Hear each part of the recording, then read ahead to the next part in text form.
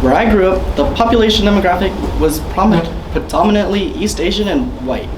And there I had two groups of friends. One that was mostly East Asian, where I kind of stood out because I wasn't as involved as they were with their own cultures. They spoke the languages to each other, they went to weekend schools, and they pretty much surrounded themselves in their own culture. On the other hand, my other group of friends, I kind of stood out like a sore thumb. I could never really relate to either group on a deep personal level. So with that in mind, let me paint the scene for you. It's a random day, no school. Your dad has to go to work, so he drags you along with him. You're headed somewhere. It's not a business complex or an office, but we're on our way. You stop over, get some McDonald's, head over, and walk all the way across campus. Once we get to a building, there's a sign that says Multicultural Center. And then there's another one that says AAPI Center. What's that?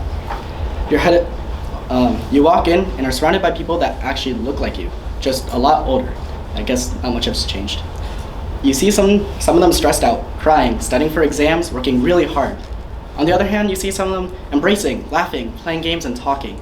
You hear someone member, I think I'm gonna just skip class today.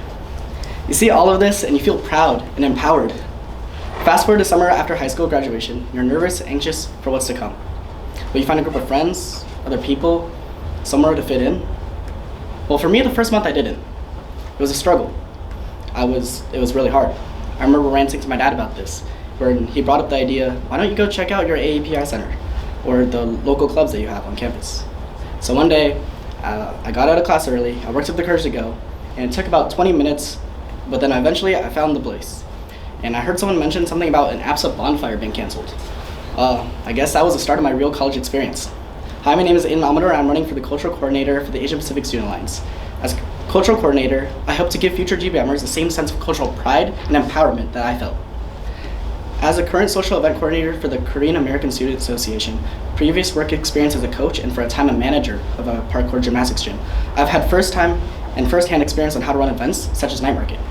During Night Market, I hope to include more activities and games, crafts corners, in order to keep people engaged and further help fundraise and also retain member retention. My previous leadership experiences, such as being on E Squared and completing the APSA's cultural coordinated shadow requirements, has taught me how to plan, stay organized, and be empathetic, and how to remain inclusive. As someone who's very interested in culture, I hope to create cultural segments that are informative and engaging. I hope to turn these bi-weekly segments into something that people can really take away something from.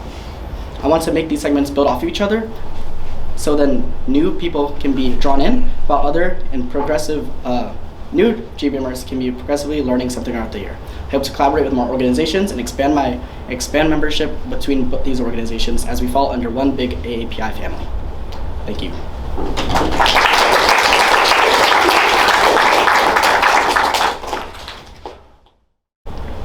So the first question is, as cultural coordinator, it is your responsibility to raise cultural awareness within APSA.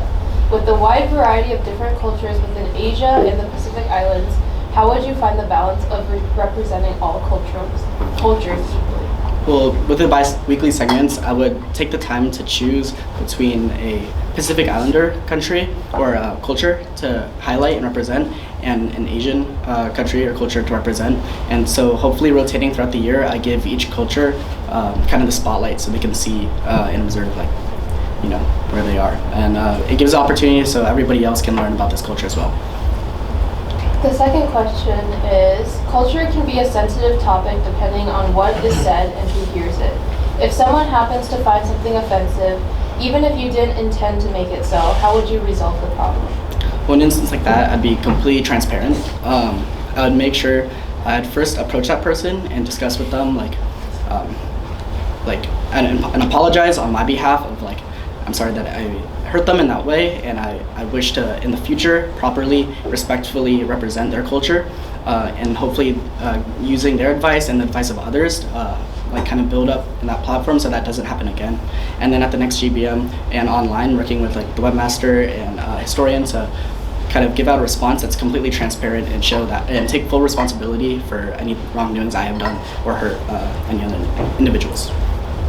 And the last question is, Night Market is held annually and is one of the main attractions to APSA.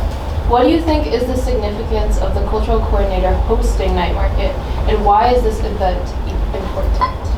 Well, night markets, they highlight a culture. It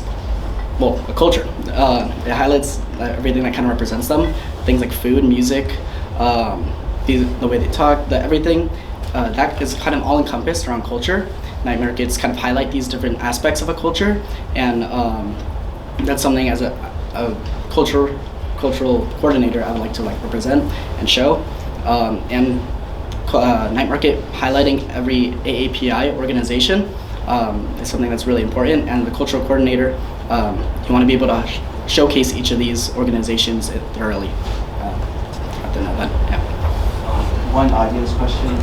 How will you maintain a balance between being engaging while still ultimately being educational during cultural segments? So in order to be engaging, activities, games, like crafts, those are great ways to keep people involved and engaged while highlighting the information. So you can't obviously highlight every single aspect of thing, but starting small and growing from there is one way you can really highlight each culture to their fullest, and kind of walking people through those steps as you go along.